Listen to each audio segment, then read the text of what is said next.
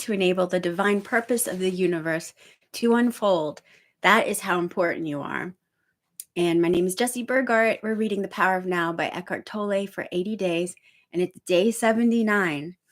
And the section today is called The Way of the Cross. And someone asked Tolle, there are many accounts of people who say they have found God through their deep suffering.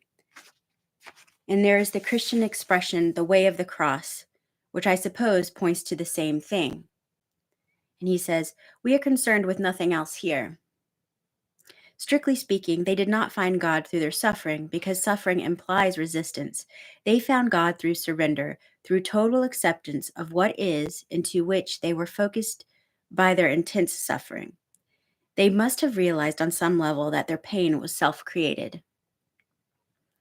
And then the questioner asks him, how do you equate surrender with finding God?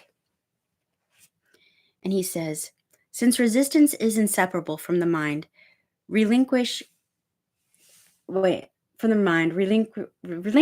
of resistance, surrender, is the end of the mind as your master, the imposter pretending to be you, the false God. I'm going to say that sentence again. YouTube might have jumped across it anyhow. Since resistance is inseparable from the mind, relinquishment of resistance, surrender, is the end of the mind as your master, the imposter pretending to be you, the false God. All judgment and all negativity dissolve. The realm of being, which had been obscured by the mind, then opens up. Suddenly a great stillness arises within you, an unfathomable sense of peace, and within that peace there is a great joy. And within that joy there is love. And at the innermost core, there is that sacred, immeasurable, that which cannot be named. I don't call it finding God because I know how you can find that which was, because how can you find that which was never lost, the very life that you are? The word God is limiting, not only because of thousands of years of misperception, misuse, but also because it implies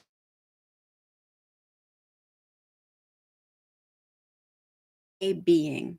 There can be no subject-object relationship here, no duality, no you and God. God realization is the most natural thing there is. The amazing and incomprehensible fact is not that you can become conscious of God, but that you are not conscious of God. The way of the cross that you mentioned is the old way to enlightenment. And until recently, it was the only way.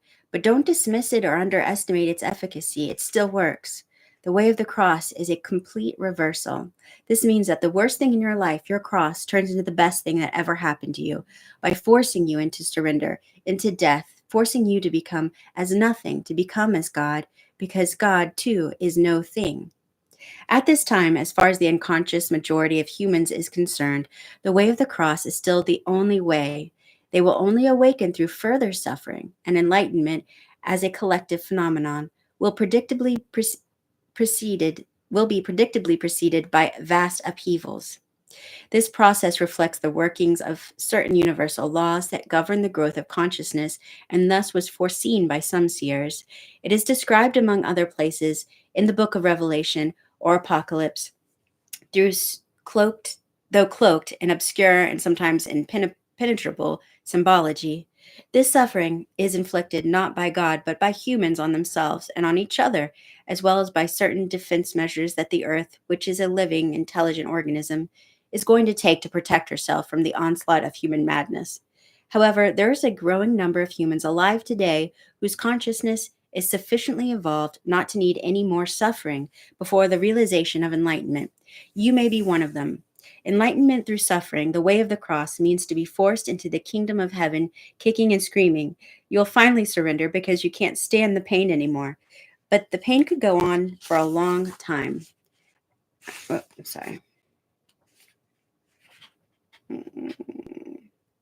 Until this happens. Okay, but the pain could go on for a long time until this happens. Enlightenment consciously chosen. Enlightenment consciously chosen means to relinquish your attachment to past and future and to make the now the main focus of your life. It means choosing to dwell in the state of presence rather than in time. It means saying yes to what is. You then don't need pain anymore. How much more time do you think you'll need before you're able to say, I will create no more pain, no more suffering? How much more pain do you need before you can make that choice? If you think that you need more time, you will probably get more time and more pain. Time and pain are inseparable. All right. Thank you so much for joining me today, and I'll see you tomorrow. Ciao.